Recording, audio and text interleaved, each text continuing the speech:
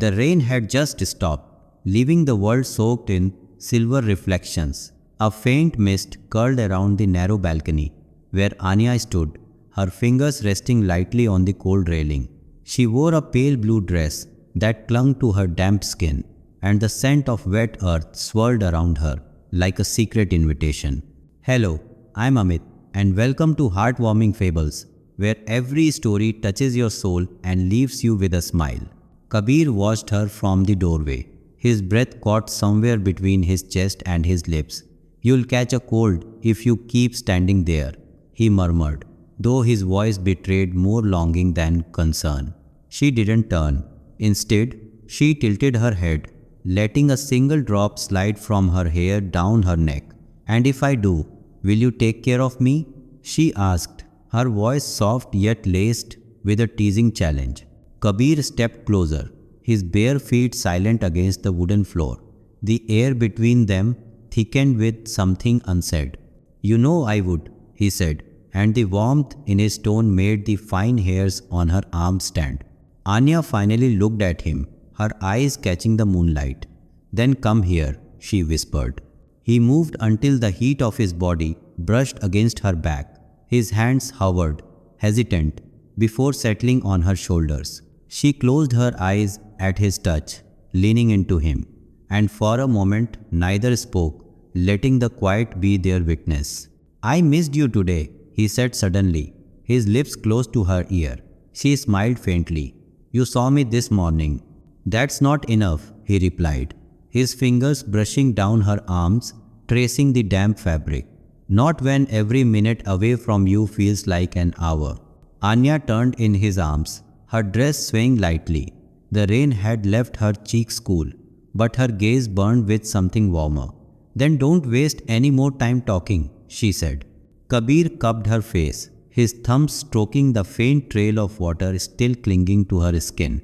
He kissed her forehead first, slow, as though memorizing her, then her cheek, then, finally, her lips warm against his, tasting faintly of the tea she had sipped earlier.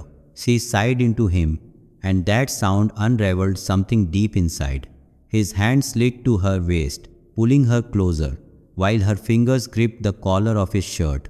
Outside, the clouds shifted, revealing more of the moon, as if even the night didn't want to miss this moment. Her lips moved against his, with a hunger that startled him, yet he matched it, answering her urgency with his own. When they finally pulled away, her breath came in small, quick waves. "I've been thinking about you all day," she admitted, a faint blush touching her cheeks. He grinned, brushing his nose against hers. "Tell me what you thought." "That you'd hold me like this," she whispered. "That you'd make me forget the world." Kabir's voice deepened, almost a growl.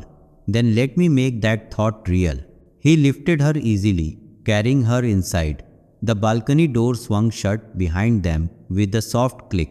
The dim light in the room cast gentle shadows across the walls. He laid her down on the bed, his fingers brushing stray strands of hair from her face.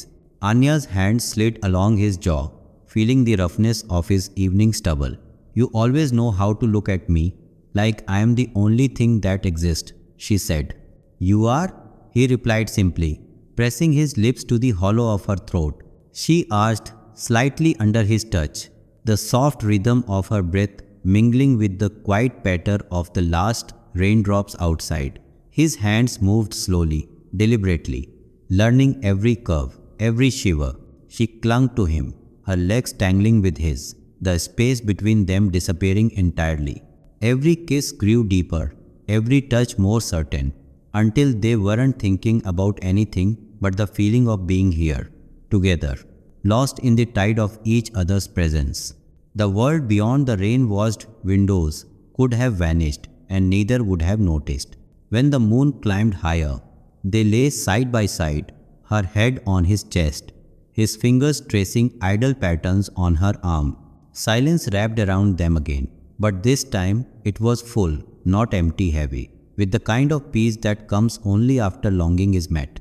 "I think I love you more when it rains," she murmured sleepily. He kissed the top of her head.